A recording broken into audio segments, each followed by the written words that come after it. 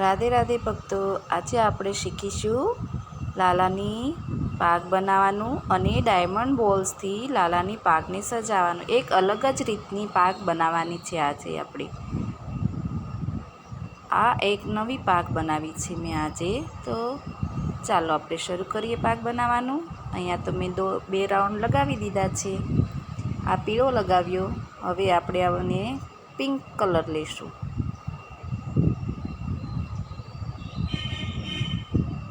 પહેલાં તો આપણે આ જ રીતે બધી ગમે એવી પાક બનાવીએ એમાં આ જ રીતે પહેલાં સેમ બનાવી દેવાનું. ડિઝાઇન અલગ અલગ બનાવવાની આપણે પાકની.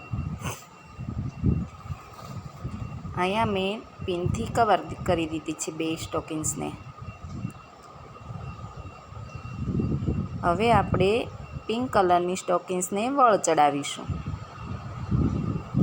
વળ લગાવ્યા બાદ પીળી સ્ટોકિંગ્સને પણ સેમ એવી જ રીતે વળ લગાવવાના છે. પછી 2 સ્ટોકિંગ્સને ભેગી કરીને આપણે વળ લગાવીશું. બેયને એકારે લગાવીએ તો એનો ઉઠાવ એટલો બધો નથી આવતો. આ તમે જુઓ, સરસ દેખાશે.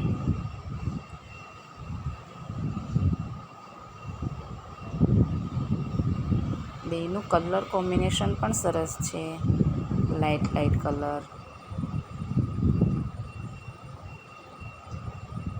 હવે આપણે આ રીતે એને લગાવીને પાછળ ટાચણીની મદદથી કવર કરી દઈશું.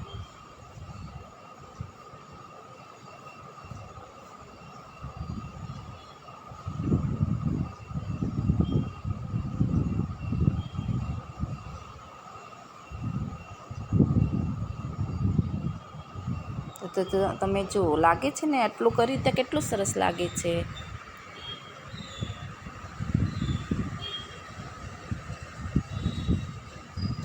એમ જ લાગે કે આપણે આને કાંઈ કરવું નથી, આવી રીતે જ રાહ દેવી છે. હવે એક ગુલાબી સ્ટોકિંગ્સને મેં એક સાઈડ લઈ લીધી છે. પીળી સ્ટોકિંગ્સના વળ ચડાવું છું. એટલા વળ ચડાવવાના કે એને છોડી દઈએ એટલે એ ગોળ રાઉન્ડ થઈ જાય. ફૂલ વળ ચડાવવાના અને આપણી આંગળીની મદદથી એને લઈ લેવાનું. હવે થોડું આંગળીમાંથી કાઢીને અને એને ગોળ લગાવવાનું. ગોળ રાઉન્ડ કરીને જો આ છે બોલ્સ, ડાયમંડ્સ બોલ છે આ. એ તમારે એમાં વચ્ચે લગાવવાનો. આ ડાયમંડ્સ બોલ 20 રૂપિયાનો એક આવે છે અને આખું પેકેટ લો તો 120 રૂપિયાનો આવે 12. પછી એવી જ રીતે સેમ બીજી વખત કરવાનું. વળ આંગળીમાં હોય એને છૂટવા નહીં દેવાના, નકર વળ વિખાઈ જશે તો એ એટલું સરસ નહીં બને ગોળ રાઉન્ડ. આ એક અલગ જ પાક બનાવી છે મેં, જે બહુ જ સુંદર લાગે છે. તમે જોશો ને તો તમને તરત જ ગમી જશે, જોતા જ રહી જશો. તમને પણ મન થઈ જશે બનાવવાનું કે લાવને હું પણ બનાવું. કોઈ વસ્તુ લગાવવાની જરૂર નથી પડતી, એટલી સુંદર પાક બને છે આનાથી.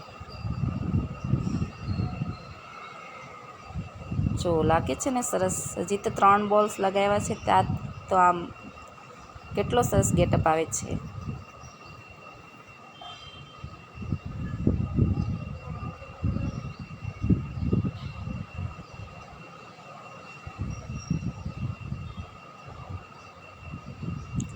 આ રીતે મેં અહીંયા બોલ લગાવી દીધા.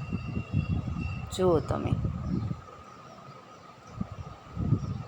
લાગે છે સરસ. હવે પીળું વધ્યું એને પાછળ પિનથી કવર કરી દઈશું.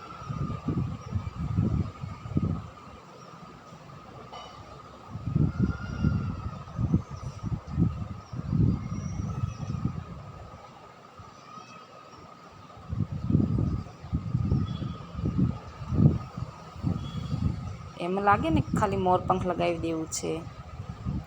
હવે મેં ગુલાબી લીધું છે.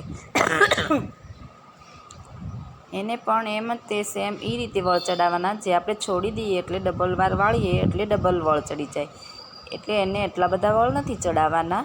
આપણે એટલા વળ ચડાવવાના છોડી દઈએ એટલે ડબલ વળ થઈ જાય, એટલા જ વળ ચડાવવાના છે. જો આ રીતે આંગળીની મદદથી થોડા વળ ચડાવી દેવાના પછી એને આ બાજુ અડધી સાઈડ બાજુ લાવીને થોડું વધ્યું છે એને ગોળ રાઉન્ડ કરીને એમાં આ રીતે ગોળ રાઉન્ડ કરી દેવાનું.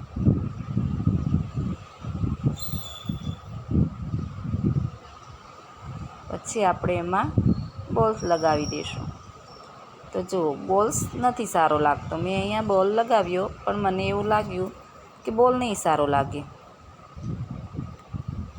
બોલ તો મેં રાખ્યો છે, પણ બોલ મને બહુ નથી ગમતો. તો જુઓ, લાગે છે સારો? નથી લાગતો ને? તો મને નથી ગમતો બોલ. અહીંયા મને એમ થાય કે હું અલગ જ કરું, કંઈક બીજું લગાવું. ફૂલ પણ નથી સારું લાગતું.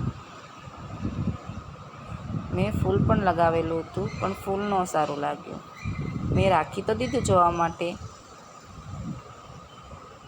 જો ભગવાનને પણ નથી પસંદ, નહીં તું મારી માટે કંઈ અલગ જ કર, એટલે ફૂલે નહીં રહે.